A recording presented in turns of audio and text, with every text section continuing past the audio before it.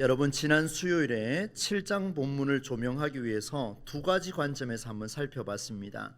사무엘이 온 이스라엘 백성을 미스바 광장으로 불러 모았습니다. 그 이유는 그곳에서 이스라엘 백성들을 향하여 이제 살아계신 하나님께 회개의 기도를 올려드려야 된다, 강력한 회개를 요청을 하고, 그리고 난 뒤에 두 번째는 사무엘이 사는 날 동안에 어떤 일이 있었는지를 살펴보게 되었습니다. 그래서 먼저 첫 번째로 사무엘이 회개를 요청했던 이유는 이스라엘 민족이 결론적으로 봤을 때 하나님을 두려워하지 아니하고 블레셋 민족을 두려워하고 있었다. 이것이 바로 우상을 숭배하는 일이었다라고 그렇게 말씀을 이어주셨습니다. 두 번째는 사무엘이 사는 날 동안에 두 가지의 일이 있었는데, ING라고 하는 그가 살아있는 동안의 진행형으로 먼저는 여호와의 손이 블레셋 사람을 막아줬습니다. 그러니까 이스라엘 백성들의 외부로 있는 그 일들을 하나님께서 막아주셨어요. 그런데 또 똑같은 용어를 사용해서 그가 살아있는 동안에 누굽니까? 바로 사무엘이죠. 사무엘이 살아있는 동안에 이 사람은 베델과 길갈과 미스바 지역을 다니며 이스라엘 사람 사이에 일어난 분쟁을 해결하고자 중재하는 일에 굉장히 몸부림을 쳤습니다. 두 사람 사이에, 두 그룹 사이에 분쟁을 중재한다는 것은 상당한 고뇌와 스트레스와 기도가 필요하다는 것은 이미 우리가 알고 있습니다. 그런데 이 일을 한 번만 한 게 아니라 해마다 계속해서 지속했다라는 것을 보여주었습니다. 그래서 사무엘이 사는 날 동안에 여호와의 손이 막아준 것만 있었느냐? 그렇지 않더라는 거예요. 그래서 오늘 우리에게 적용할 때 이렇게 했었습니다. 이방 민족을 두려워할 것이 아니라 하나님을 두려워하는 게 우선이 되어야 될 것이고, 또 한 가지는 하나님께서 우리의 삶을 지켜주실 때 우리는 그걸 누리고 있는 것만 가는 거냐? 아니라는 거죠. 지키고 계실 때 우리 또한 우리 할 일을 최선을 다해야 된다라는 것을 말씀을 통해서 우리가 살펴보았습니다. 이제 오늘은 8장의 말씀으로 들어가도록 하겠습니다. 길게 내용을 읽었습니다마는 이제 이 내용을 보니까 사무엘이 나이가 들어서 또 늙었다, 이렇게 표현을 담고 있습니다. 연세가 참 많이 들었죠.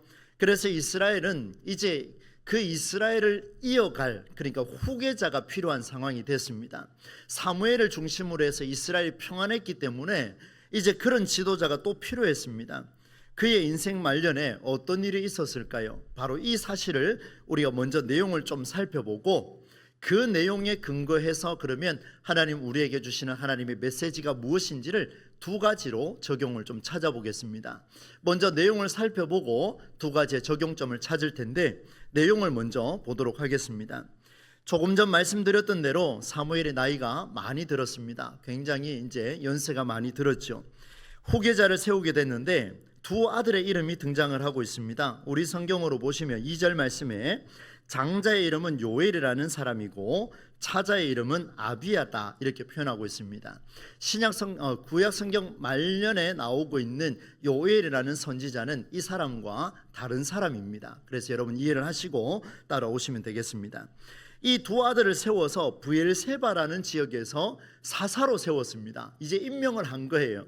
사무엘이 이제 나이가 들어서 후계자를 양성했고 아들들을 그렇게 세웠습니다. 그런데 그 아들들이 정직하게 행하고 예배를 잘 집례하면 괜찮은데, 오늘 3절 말씀에 보니까 부당한 이익을 따랐고 뇌물을 받고 불공정한 재판을 진행했다라고 이렇게 표현을 담고 있습니다. 여러분, 사무엘이라는 사람은 얼마나 위대한 사람입니까? 그런데 이 사무엘에게도 두 아들만큼은 그의 인생에서 오점으로 남아 있었습니다. 어떻든 이스라엘의 모든 장로가 사무엘을 찾아갔습니다. 원로들이 찾아갔습니다. 이렇게 말합니다. 보십시오, 어르신은 정말 연세가 많이 들었습니다. 두 아들은 어르신의 길로 가지 않습니다. 어찌하면 좋겠습니까? 그래서 우리가 생각해 봤는데 이제는 우리를 위해서 임금을 하나 세워주십시오. 왕을 하나 세워주십시오. 그로 하여금 우리를 재판하며 다스리게 해 주십시오. 이렇게 말했습니다. 전심으로 여호와께 돌아오라, 회개의 기도를 요청했던 사무엘의 입장에서 봤을 때 그리 달갑지가 않습니다. 그의 말들이 좀 불편하게 느껴졌습니다. 이에 사무엘은 이 문제를 해결하고자 하나님 앞에 기도했고, 놀라운 사실은 하나님이 그 기도를 응답해 주십니다. 그런데 하나님이 응답하신 내용이 참 독특합니다. 하나님이 먼저 나타나서 사무엘에게 이렇게 하라라고 말한 게 아니라 이스라엘 백성들의 이야기를 듣고 사무엘이 성전에 와서 부르짖었더니만 하나님께서 그에게 응답해 주시는데 두 가지의 응답을 주고 계십니다. 하나는 백성들이 너에게, 사무엘아, 백성들이 저렇게까지 소리 지르는데 저들이 말하는 소리를 모두 들어주어라. 다 들어주라고 했습니다. 그들이 너를 버린 게 아니라 나를 버린 것이다. 그들이 지금까지 나를 버리고 우상을 숭배한 거 너 알고 있지 않냐? 이제 그들의 말을 들어주어라. 그리고 단단히 경고하고 알려주어라. 두 번째입니다. 그들 위에서 너희들이 원하는 그 왕이 세워졌을 때 그 임금이 가지고 있는 권리가 이런 것들이 있다. 명심하거라. 먼저 첫 번째는 그들의 소원을 들어주어라. 그리고 왕이 뽑히면 그 임금이 가지는 권리가 있는데 이것을 명심하라. 이렇게 이야기를 해줬습니다.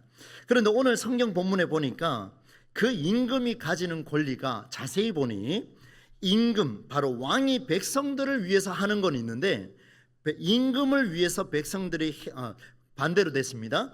임금이 백성들을 위해서 하는 일은 지금 나타나지 않고 임금을 위해서 백성들이 해야 할 일들을 쭉 열거를 하고 있습니다. 한번 볼까요? 11절부터 17절 내용인데요. 여러분 자막을 한번 보시기를 바랍니다. 제가 한번 보겠습니다.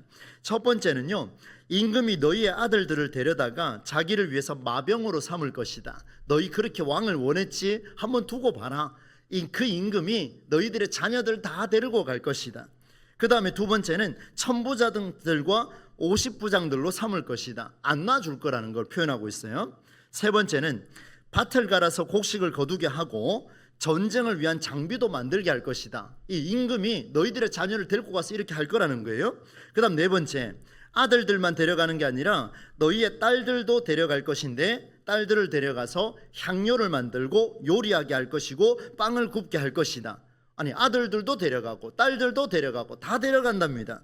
그리고 다섯 번째, 너희가 가진 밭과 포도밭과 올리브나무 좋은 것이라면 전부 다 누구에게 갖다 바칩니까? 왕에게 갖다 바쳐야 될 것이다. 이렇게 이제 이야기를 해줬습니다. 그리고 여섯 번째, 씨앗과 포도밭에서 10분의 1을 떼어다가 왕궁 관리들과 일꾼들에게 줘야 할 것이다. 아니, 임금 하나 세웠는데 이렇게까지 많이 해야 된다고요? 일곱 번째, 남자와 여자 종들을, 그리고 젊은이들, 나귀들을 데려다가 일하게 할 것이다. 너희 집에 있는 종들도 전부 다 왕궁으로 데려갈 것이다. 이렇게 표현을 담고 있습니다. 마지막 여덟 번째, 너희가 키우는 양떼에서 10분의 1을 떼어갈 것이며 너희는 그들의 무엇이 된다 그럽니까? 종이 될 것이다. 아주 그냥 팍 낙인을 찍어버렸습니다. 너희들은 그 왕의 종이야. 그 신하들의 종이야. 너희는 백성이 아니야. 이렇게까지 선언해 버리셨습니다. 하지만 마지막에 보니까 오늘 성경에 뭐라고 되어 있냐면 18절 말씀에 그날에 너희가 요청한 그 왕의 권리 남용으로 인해서 너희가 억울하다라고 하소연한다면 뭐라고 하십니까? 하나님이 내가 그 소리를 듣지 않겠다 이렇게 이야기합니다. 다 들어줄게, 왕 세워줄게, 이런 일도 일어날 거야. 그런데 너희가 끝에 가서 나에게 부르짖으면 나는 어떤 대답도 하지 않을 것이야. 아주 친절하게 그냥 이렇게 말씀해 주셨습니다. 이게 바로 오늘 본문의 내용입니다. 여러분 잘 이해하셨지요, 그죠? 그러면 이제 이 새로운 시대를 왕을 세워달라는 백성들의 요청과 그리고 사무엘이 대처하는 과정을 통하여서 두 가지의 신앙의 원리를 한번 점검해 보도록 하겠습니다. 익히 우리는 이 본문을 통해서 들을 때마다 백성들의 우상 숭배한 것에 대한 하나님의 진노하십니다, 하나님의 꾸중이다, 이렇게 표현을 많이 담고 있습니다. 많은 주석가들이 그렇게 해석을 합니다. 그러나 여러분 조금만 더 깊이 읽어보십시오. 그게 단순한 꾸짖음으로 나타나는 것인지는 이미 현대를 살아가는 우리에게는요, 우리는 많이 지식을 또 배우고 환경을 만들어가기 때문에 이미 그 정도는 다 이해할 수 있습니다. 한번 보시기를 바랍니다. 첫 번째 원리입니다. 이스라엘의 모든 원로가 찾아와서 임금을 세워달라고 요청을 했습니다. 그런데 사무엘의 태도가 좀 이상합니다. 되게 불편했어요. 그 말 듣고 나니까 굉장히 언짢아하는 그 사무엘을 향해서 하나님이 이렇게 말합니다. 어떤 말도 하지 않으시고 하나님이 하시는 말씀이 오히려 너희의 생각을 거두고 그 백성들의 요청을 어떻게 하라 그랬습니까? 다 들어주어라. 다 들어주어라. 지금 사무엘이 굉장히 언짢아요. 지금 마음이 불편하거든요. 그런데 다 들어주어라 이렇게 표현을 담고 있습니다. 이스라엘의 요청은 누가 봐도 잘못된 일인 게 분명합니다. 하나님도 사무엘에게 말씀하고 있습니다. 그들이 나를 버렸다. 사무엘아, 지금 너를 버린 게 아니고 나를 버린 거 아니냐. 우상을 숭배했고 지금까지 살아왔는데 내가 그거 잊은 것 같니? 그들이 나를 버렸어. 그래서 임금을 세워달라고 하고 있으니 내가 세워줄게. 그런데 이게 무슨 말입니까? 지금 하나님이 지금 마음이 상하셨을까요? 하나님이 지금 그들에게 무엇을 요청하는지가 지금 굉장히 의문입니다. 하나님 마음이 완전 돌아서 버리는 듯한 느낌을 지금 갖고 있습니다. 그들에게 왕을 세워달라고 이야기한 그 우상 숭배와 같은 그런 일을 하나님이 오히려 진노하시면서 꼬집으셔야 되는데 오히려 놔줘라 이렇게 표현을 하고 있습니다. 이에 사무엘은 이 문제를 해결하려고 기도했고 하나님은 그의 기도에 응답해 주시는데 놀랍게도 그대로 다 들어주는 이 모습이 우리에게 담겨져 있었습니다. 그런데 하나님은 왜 이를 들어주라고 말씀하셨을까? 이게 이제 의문입니다. 여러분, 그 이유가 있습니다. 오늘 하나님 말씀을 잘 보시면은요, 3절과 4절 넘어가는 부분과 그리고 5절에서 6절 넘어가는 부분을 잘 보시면 이스라엘 백성들이 사무엘에게 굉장히 지금 때를 쓰며 요청을 했습니다. 그런데 사무엘이 여기에 대해서 6절 말씀 끝부분에 보니까 기뻐하지 아니하며 라고 이야기하고 백성들에게는 어떤 제안도 하지 아니하고 대안도 내세우지 아니하고, 여러분 보세요. 미스바 광장으로 다 불러 모았습니다. 너희가 회개해야 할 것이라 아주 강력하게 이야기를 했습니다. 그런데 왜 이건 이야기를 안 합니까? 왜 여기에서는 그냥 마음이 불편하다고만 이야기하고 하나님께 기도하고 있습니까? 이 사무엘의 대처, 이제 첫 번째 원리가 나오는데요, 이 사무엘이 대답한 그 대응을 보게 되면 굉장히 불편한 것은 이해가 되지만 굉장히 위험했다라는 것을 우리에게 보여줍니다. 한번 보겠습니다. 4절로 6절까지 새 한글 성경으로 보도록 하겠습니다. 조금 전에 말씀드린 내용 그대로 제가 읽어드립니다. 그래서 이스라엘의 원로들이 모두 모여 라마에 있는 사무엘에게 왔다. 5절입니다. 그들이 그에게 말했다.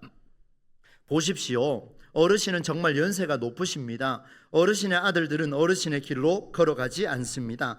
이제는 우리를 위해 임금을 세워 우리를 재판하며 다스리게 해 주십시오. 모든 다른 민족들처럼요, 주변의 민족들처럼 우리에게도 왕을 주십시오. 임금을 주십시오. 초주원 for us라고 표현을 하고 있습니다. 우리를 위해 선택해 주십시오라고 말했습니다. 그런데 6절 말씀을 한번 보겠습니다. 함께 읽어보겠습니다. 시작. 사무엘은 이 일이 언짢았다. 우리를 위하여 임금을 세워 우리를 재판하며 다스리게 해 주십시오 하고 그들이 말했기 때문이다. 사무엘은 여호와께 기도했다. 여러분 잘 보셨습니까? 사무엘이 이 일이 되게 언짢았습니다. 이 6절에 보니까 언짢은 이유를 뭐라고 표현하고 있냐면 우리를 위하여 임금을 세워 우리를 재판하며 다스리게 해 주십시오 라는 말을 딱 듣는 순간 굉장히 기분이 나빴다 이렇게 표현합니다. 왜 기분이 나쁜가요? 기분 나쁠 이유가 뭐가 있습니까? 근데 기분이 나빴다는 거예요. 되게 언짢았어요. 우리를 위해 임금을 세워서 우리를 재판하며 다스리게 해주십시오 라는 말을 딱 듣는 순간 마음이 복잡했습니다. 왜 그런지를 한번 보도록 하겠습니다. 이 말을 바꿔서 한번 해보겠습니다. 어르신이 지금까지 우리 백성들 사이에서 중재한 일들 우리 다 기억합니다. 근데 당신 지금 늙었어요. 연세가 많이 들었지 않습니까? 어르신, 안 그렇습니까? 당신이 이제 판단력을 잃었어요. 또 이야기가 있습니다. 또한 어르신의 두 아들이 보니까 저 브엘세바에서 이런 일을 중재할 사사가 됐는데도 불구하고 그들은 어르신이 걸어온 길을 걸어가고 있지 않기 때문입니다. 여러분 6절 말씀을 해석을 하면 이렇게 표현되지 않겠습니까? 다시 한번 말씀드립니다.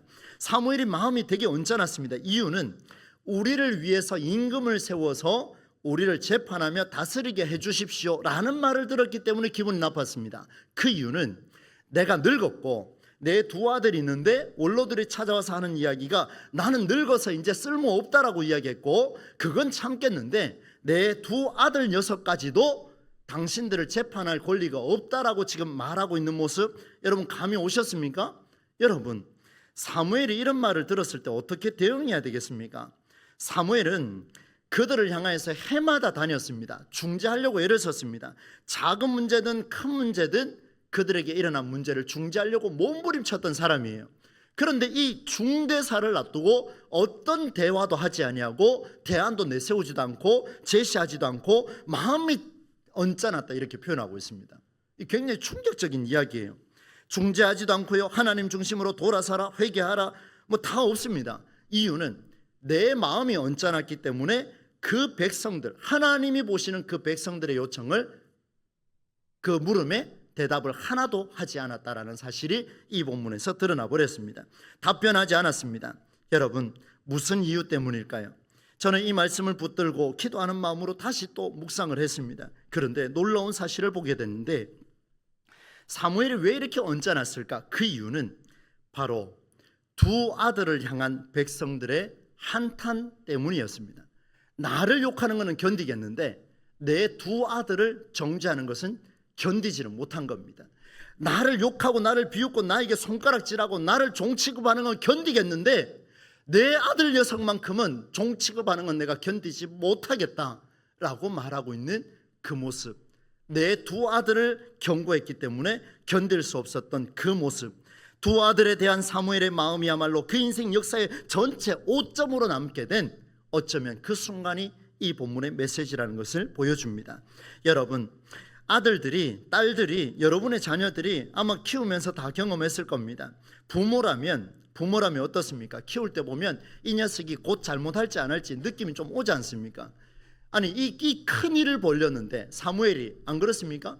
당연히 알아야 되죠. 알고 있었을 겁니다. 그건 제 추측이지만, 그러나 그럼에도 불구하고 문제가 터지고 나니까, 가장 지도자를 세워야 되는 이런 상황이 벌어지고 나니까 문제가 터지는데 어떤 문제가 터졌습니까?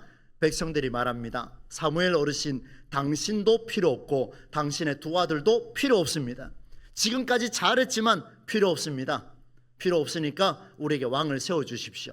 사무엘이 마음이 되게 상했습니다. 여러분, 제 아무리 뛰어난 영적 거성이라 할지라도요, 자녀 문제라는 아킬레스건 앞에서는 분별력을 잃을 가능성이 매우 높다라는 것을 보여줍니다. 여러분 아마 아실 거예요. 오늘 수요일이니까 조금 더 제가 적나라하게 표현을 하자면, 한국교회 수많은 세습하는 교회들 한번 보십시오. 자식 문제가 딱 걸리고 나니까 아버지들이 물러서지를 못합니다. 수많은 정치적 역할을 감당을 해내고 있습니다. 안 그렇습니까? 여러분, 부모의 시대에 자녀만큼은 보호하고 싶어서 바른 말 한다고 했지만, 채워준다고 했지만 결국에는 자식 앞길에 그것이 부모 또한 팔이 안으로 굽고 있다는 사실을 드러낸, 정말로 정직하고 정말로 깨끗하고 정말로 분별력 있는 사람이라면 오히려 사무엘은 이렇게 말했어야 합니다. 나도 늙었고 이 두 아들도 설 자격이 없으니 이제 내가 하나님 앞에서 기도하겠네. 내가 기도하고 부르짖을 테니 당신들도 미스바 광장에서 함께 부르짖어 주시오. 왕을 세우는 것이 옳은 것인지 아니면 하나님의 뜻이 다른 곳에 있는지 우리가 한번 물어봅시다. 이렇게 대꾸했어야 됩니다. 어떤 대꾸도 하지 않습니다. 이유는 내 두 아들 녀석을 미워하고 무시했기 때문에 그렇습니다. 사랑하는 여러분, 우리가 신앙생활을 오래 해오셨습니다. 저는 목회자로 걸어가고 있습니다. 저 역시 제 딸과 제 아들에게 이런 문제가 생겼을 때, 누군가가 제 딸과 제 아들을 비난했을 때 나 견딜 수 있을까? 목사의 자리를 걸고 지킬 수 있을까? 여러분, 부끄럽지만 쉽지 않았습니다. 저는 그 말에 예스라고 답을 못했습니다, 아직까지. 그런데 여러분, 저도 여러분도 함께 훈련해 보십시오. 결국에는 그런 영적인 자녀 문제라는, 어쩌면 내가 가장 약한 아킬레스건 앞에서 우리는 진짜 신앙의 분별력을 가질 수 있을지, 그건 그 문제 앞에 섰을 때 저와 여러분이 응답하는 것에 따라 달라질 것입니다. 이제 두 번째 이야기를 한번 해보겠습니다. 이 사무엘이 답변하지 않으니까 하나님이 직접 나섰습니다. 그리고 답변을 해주시는데요, 이스라엘의 임금을 세워달라고 요청했는데, 그렇다면 하나님이 이렇게 답변을 하셔야 되지 않을까요? 제가 조금 조심스럽게 한번 생각해 봤습니다. 하나님, 임금을 세워달라 했으니 그게 옳은지 그른지를 하나님 먼저 말씀해 주셔야 되고, 임금을 세워주겠다라고 말하거나 아니면 그 일이 잘못된 일이니 세워주지 않겠다라고 yes or no 아주 단호하게 이야기하거나 그들을 우상 숭배했기 때문에 내가 멸망시킬 것이다, 뭐 이런 내용들이 있어야 되는데 하나님은 직접적인 언급을 피하고 있습니다. 오히려 그들의 말을 들어주어라 이렇게 하면서 방향을 전환시키고 있는 모습이 드러났습니다. 오히려 사무엘을 통해서 주신 하나님의 답변이 오늘 본문에 드러나는데요, 여러분 이 말씀을 잘 이해를 한번 해보시면 좋습니다. 우리에게 주시는 굉장히 중요한 원리가 오늘 본문에 들어있습니다. 저는 이것을 이렇게 적었습니다. 사무엘을 통해 주신 하나님의 답변이야말로 당대의 완전히 새로운 제안이었으며 완전히 새로운 방법이었다, 이렇게 적었습니다. 이 문구를 여러분 기억해 보십시오. 하나님의 답변은 지금 임금을 세워주는 일이 문제가 아니라 임금이 세워진 이후에, 왕이 세워진 이후에 나라가 어떻게 될 것인지를 11절로 17절까지 말씀을 그대로 정리해 주고 있었습니다. 어떤 내용입니까? 11절로 17절에 임금이 너희의 아들들을 데려다가 자기를 위해 마병을 삼을 것이며 천부장들과 50부장으로 삼을 것이며 밭을 갈아 곡식을 거두게 하고 전쟁을 위한 장비도 만들게 할 것이며 아들뿐만 아니라 너희의 딸들을 데려다가 향료를 만들고 요리하며 빵을 굽게 할 것이며 너희가 가진 밭의 모든 것도 좋은 것들은 다 갖다 바쳐야 할 것이며 10분의 1도 갖다 바쳐야 할 것이며 남자와 여자 종들 너희들 종들까지 다 갖다 바쳐야 할 것이며 심지어 너희가 키운 양떼마저도 10분의 1을 바쳐야 할 것이며 너희는 그들의 종이 될 것이다, 이렇게 선언해버렸습니다. 이게 무슨 말입니까? 왕을 세우느냐 안 세우느냐가 지금 중요한 게 아니라 왕을 세우고 난 뒤에 일어날 일들에 대해서 하나님이 지금 말씀해 주고 있다는 사실입니다. 무엇을 의미하고 있습니까? 여러분, 이스라엘을 위한 사무엘의 간절한 기도에 응답하신 이 하나님의 말씀, 바로 그 시대를 읽을 수 있는 눈을 제공해 주신 부분이라는 사실을 우리가 기억해야 할 것입니다. 조금 어려운 용어입니까? 다시 한번 말씀을 드리겠습니다. 그 시대에 왕을 세우고 난 뒤에 일어날 일들을 하나님이 보여주시는데 그 시대에 새롭게 일어날 제안이며 새롭게 일어날 방법이라는 것을 보여주셨습니다. 무슨 말입니까? 새로운 일을 기대하고 그것이 이루어졌을 때 가장 충격을 적게 하는 방법을 알려주시려고 우리 하나님께서 보여주셨다는 거예요. 여러분, 이게 좀 어려운 일일 수 있습니다. 조금 더 쉽게 한번 정리를 해보려고 합니다. 여러분이 기대하고 간구하는 일들이 있습니다. 그게 좋은 일인지 나쁜 일인지 하나님 지금 그거 관심 없다는 거예요. 하나님께서는 그게 긍정적이냐 부정적이냐 이거 관심 없다는 거예요. 하나님이 원하는 게 뭐냐 하면 너희가 원하는 일들을 얻었을 때에, 간절하게 기도해서 응답받았을 때에, 너희가 전심으로 구하고 하나님 앞에 얻었을 때에 그의 합당한 대가와 책임이 반드시 수반된다라는 사실을 기억하라, 이 말씀을 주신 겁니다. 그러니 한번 보십시오. 공부하는 학생들은 입학하기 위해서 죽으라고 기도합니다. 그러면 입학하고 나면 끝납니까? 입학하고 난 뒤에 그 다음에 일어날 수많은 새로운 일들이, 거기에 대한 내가 책임을 지겠습니다, 거기에 대해 내가 방법을 가지겠습니다, 책임이 수반돼야 된다는 것을 보여주는 거죠. 취업하고 싶어서 얼마나 노력합니까? 기도도 많이 합니다. 그런데 취업해서 들어가 보니까 수고를 열심히 해야 되는데 살다 보니까 이런 직장이 또 있나, 이렇게 불평이 나올 때도 있습니다. 여러분, 가정에서 배우자를 만날 때 목사님들이 그렇게 주례를 합니다. 남자와 여자와 짝을 지은 것은 사람이 나눌 수가 없느니라. 그 얼마나 무서운 말인지 아십니까? 사람이 나눌 수가 없지요. 절대로 나눌 수가 없지요. 그런데 한번 생각해 보십시오. 이렇게 만났는데 근데 내 딸이 지금 맨날 매 맞고 있어요. 내 남편이 계속 뺨 맞고 있어요. 둘 다 불화가 생겼어요. 그럼 어떻게 해야 됩니까, 여러분? 이것도 나중에 제가 이제 성경 연구한 게 있어서 여러분과 함께 나눌 텐데요. 여러분 보십시오. 기도하고 결혼한 거 아닙니까? 기도하고 자녀를 낳았어요. 그런데 자녀가 말을 안 들어요. 태교하면서까지 이 아이는 왕으로 세울 것이며 대통령으로 세울 것이며 이 아이는 정말 뛰어난 과학자로 만들 것이며, 어릴 때부터 영어를 들려주고요, 과학도 눈에 내가 봐도 모르는데 과학책 펴가면서 이건 지구야, 이거는 설명하면 어떡합니까? 알아듣습니까? 알아들을 수도 있겠죠, 뛰어나면. 그런데 여러분, 이렇게 하다가 나중에 뭐라 그럽니까? 말 안 들으면 저놈의 자식 누구 자식이고 누구 배에서 태어났노? 내가 저러려고 키웠나? 당신 때문 아니야? 이거 보니까 당신 좀 닮았네? 나는 닮지가 않은 것 같아. 그래, 아이들한테 확인합니다. 너 누구 닮았니? 아빠 닮았니? 엄마 닮았니? 제일 곤란한 질문을 아이들한테 하고 있는 그 모습이 이 부모의 모습 아니겠습니까? 여러분, 기도하고 간절하게 구하고 그렇게 했는데 하나님 지금 이게 좋으냐 나쁘냐를 따지는 게 아니고, 기도하고 결혼했느냐? 그러면 그 다음에 일어날 수많은 책임이 있을 텐데 너 그거 가질 수 있겠어? 자녀를 낳았을 때에 그 자녀를 키우며 좋은 일 나쁜 일 수많은 일들이 일어날 것인데 너 그거 감당할 수 있겠어? 지금 하나님이 이걸 지금 묻고 계신다라는 것을 보여줍니다. 사랑하는 여러분, 이스라엘 백성들이 주변의 나라들이 잘 사는 근거를 보고 왕을 기대했습니다. 맞지요? 주변 나라들처럼 우리도 그렇게 해주십시오. 주변에 저 남편들처럼 저 아내들처럼 우리 집도 그렇게 살게 해주십시오. 저도 결혼하게 해주십시오. 취업하게 해주십시오. 입학하게 해주십시오.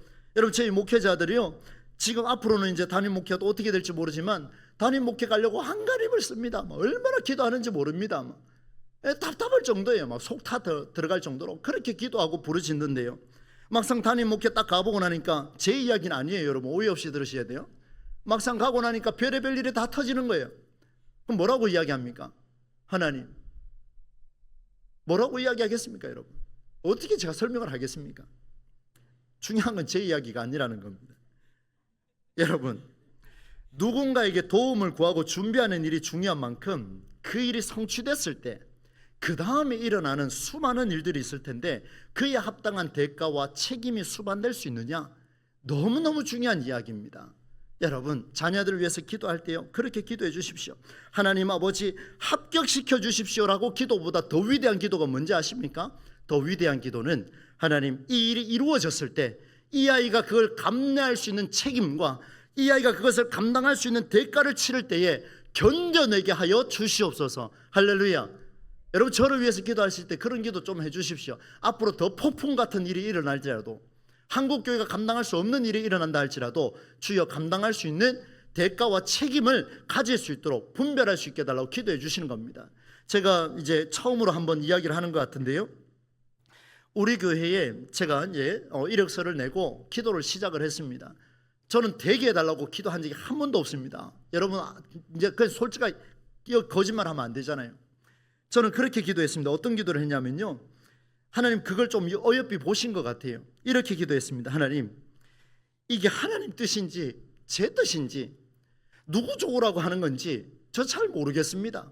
그런데 하나님, 제가 지금 이 본당에서, 저 교회 본당에서 깜깜한데 낮에 아무도 없어요. 얼마나 기도하기 좋은지 아십니까? 모기만 쫓아내면 되거든요. 그래서 다 기도해가지고 엎드리는데요, 마음이 그런 마음이 들었습니다. 하나님, 되고 안 되고가 문제가 아니고요, 기회가 있으면 언제든 또 될 수도 있고 안 될 수도 있고 여기서 그만둘 수도 있는데, 하나님, 그 일이 이루어져 갈 때에 하나님의 살아계심이 제 안에서 역동적으로 일어나게 해주시고, 제가 이 기도를 했습니다. 그리고 또 무슨 기도를 했냐면, 하나님, 죽을 만큼 힘들지만 그럼에도 불구하고 하나님께서 이 준비하는 과정들 소홀히 하지 않게 해달라고 마인드 컨트롤을 계속했습니다. 하나님, 이 담대한 마음을 갖게 해주시고 주님이 제 마음을 지켜주시는 일들을 제가 견뎌내게 하여 주시옵소서.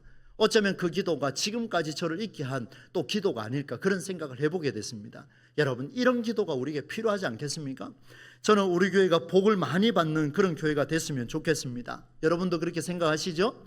사랑하는 자여, 내 영혼이 잘됨 같이 내가 범사에 잘되고 네가 강건하기를 내가 간구하노라. 하나님 우리에게 말씀하십니다. 우리 동부제일교회여, 하나님께서 말씀하십니다. 내가 무엇을 하든지 범사에 강건하기를 우리 주님께서 원하신다 말씀해 주고 있습니다. 그런데 여러분, 그 복을 받으려면, 그 기도가 응답받으려고 하면 지금부터 우리가 해야 될 게 있는데, 그 일은 그 일이 이루어졌을 때 밀려올 충격, 그 일이 응답받았을 때 밀려올 충격을 감당할 준비가 되지 않으면 그것은 축복이 아니라 재앙이 될 가능성이 높습니다. 결혼했는데 불화가 생겨요. 자녀를 키웠는데 내 말을 듣지 않아요. 취업에 성공했는데 상사가 날 괴롭혀요. 입학을 했는데 학교가 엉망이에요. 어떻게 하겠습니까? 준비된 자는요, 재앙이 아니라 복으로 받지만 준비되지 않은 자는 재앙이 될 수 있다라는 무서운 이야기가 오늘 본문에 들어 있습니다. 그래서 여러분, 신앙생활이 바쁠 수밖에 없습니다. 많은 분들이 저에게 그렇게 해요. 왜 그래 바쁘게 사냐? 저도 잘 모르겠어요. 왜 그래 바쁘게 사는지. 바쁩니다. 하여튼 많이 바쁜데 그 바쁜 이유가 있습니다. 여러분, 하나님이 저를 향해서 기대하는 기대치가 있는데, 하나님이 엄청난 기대치를 갖고 있는데 제가 가만히 있으면 되겠습니까? 우리 신앙인들이 가만히 있으면 되겠습니까?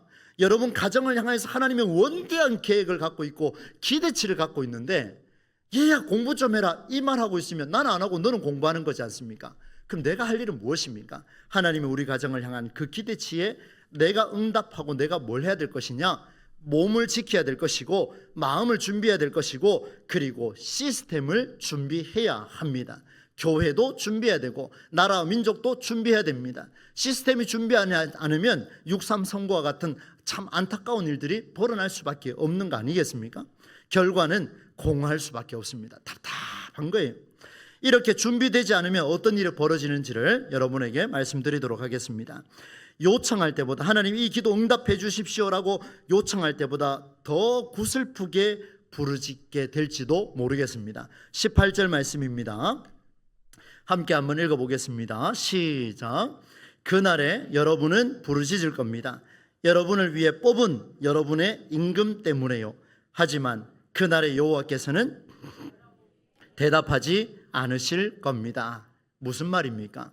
하나님은 임금을 세워달라고 요청할 때 이미 일어날 일에 대해서 충격을 덜하기 위해서 알려주었습니다. 그러나 여러분 다음 주의 말씀에도 보겠습니다마는 이들은 완강히 거부해 버립니다. 그 일 이후에 일어나는 수많은 일들은 북이스라엘과 남유다가 이제 전쟁하고 갈라지는 일까지 벌어지게 되는 안타까운 일이 드러나게 되죠. 철저하게 준비한 사람은 복으로 받지만 준비하지 않은 사람은 재앙이 될 위험이 매우 높다라는 것, 여러분 오늘 말씀을 통해서 기억하시기를 바랍니다. 이제 정리를 좀 하도록 하겠습니다. 사랑하는 여러분, 사람들은 인생에 문제가 발생했을 때 제 아무리 뛰어난 신앙인이라 할지라도 개인의 아픔, 나에게 있는 아킬레스건이 아마 있을 겁니다. 그게 자녀일 수도 있고 지위일 수도 있고 명예일 수도 있습니다. 어쩌면 저와 같은 사람에게는 목회라고 하는 이 자리일 수도 있습니다.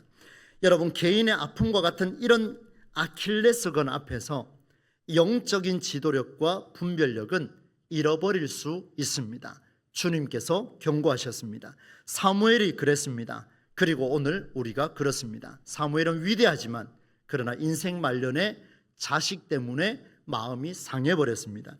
분별력을 잃는 자는 당장 눈앞의 결핍을 채우기 위해서 주변을 둘러보며 이야기할 겁니다. 내게 부족한 것을 찾으며 왕을 세워달라고 또 이야기할 것이고, 기도하는 대로 응답해달라고 또 부르짖을 겁니다. 그러나 잊지 않아야 할 부분이 있는데요, 그것은 하나님이 우리의 기도를 들어주는 일이 내게 축복이 되려면 감당할 몸을 준비해야 되고, 감당할 마음을 준비하셔야 되고, 감당할 생각을 준비하셔야 되고, 감당할 시스템을 여러분 가정에서도 준비해 나가셔야 됩니다. 이렇게 돼야만이 우리는 그 치열한 일상의 준비 속에서 하나님이 예비하신 복을 누릴 수가 있습니다. 가만히 있는 자는 절대로 얻을 수 없습니다. 가만히 있는 자는 그걸 보고 재앙이라고 말할지도 모르겠습니다. 여러분 AI가 득세를 부리는 시대입니다. 언젠가 이 내용에 대해서도 또 한번 설교할 기회가 있을 것 같은데요, 여러분 AI가 득세를 부리다 보니까 로봇이 많이 등장하고 있습니다. 수많은 매스컴에 유튜브를 통하여서 AI가 직접 설교하는 일들이 생기기 시작했습니다. 언젠가 여러분이 원하는 그때가 되면 저는 여기서 사라지고 로봇이 서서 여러분이 원하는 대로 설교를 할지도 모르겠습니다. 굉장히 위험한 시대가 됐습니다. 여러분 불교에서는요 벌써 여러분 보셨습니까? 스님이 나왔습니다. 로봇 스님이 실제로 우리 안수 받는 것처럼, 그 용어를 갑자기 기억이 안 나네요. 제가 적어올 걸 그랬는데요, 그 실제로 그걸 받았습니다. 그리고 실제로 사람들과 만나서 그들을 양육하지는 않지만 홍보하는 일에, 그리고 그 절 안에서 준비하는 수많은 제반 사항들을 이 스님이 준비하고 있습니다. 스님이 아니라 스봇이죠. 로봇이죠. 로봇. 어쩌면은 목사가 아니라 목봇이라고 하는 AI가 등장할지도 모르겠습니다. 여러분 심각한 시대입니다. 이 시대에 우리는 뭘 준비하시겠습니까? 우리는 무엇을 준비하고 살아가시겠습니까? 준비 없는 성취 끝에 찾아올 구슬픈 부르짖음, 그 일의 주인공이 되지 마시고, 준비 없는 자는 떼쓰기를 반복합니다. 계속 달라 그럽니다. 계속 이뤄달라 그럽니다. 답답하지요. 아무것도 안 하면서. 그런데요, 준비하는 자는 찾아올 충격의 시대를 위해 감당하고자 배울 것입니다. 연구할 것입니다. 준비할 것입니다. 그리고 자기의 그릇을 키워 나갈 것입니다. 좀 더 쉽게 이야기하면 몸값을 더 키워 나간다, 이런 이야기입니다. 여러분, 눈을 키우셔야 됩니다. 우리 교회가 이 배우고 연구하고 준비하여 앞으로 찾아올 충격의 시대를 잘 감당하셔서 우리 교회가 대한민국의 제일 가는 한국교회 모델이 될 수 있기를 간절히 소망합니다. 여러분, 그렇게 되기를 원하시죠? 저와 여러분이 함께 힘을 모으시면 분명히 될 것입니다. 이 일에 모두가 은혜를 누리시기를 주님의 이름으로 간절히 축원합니다.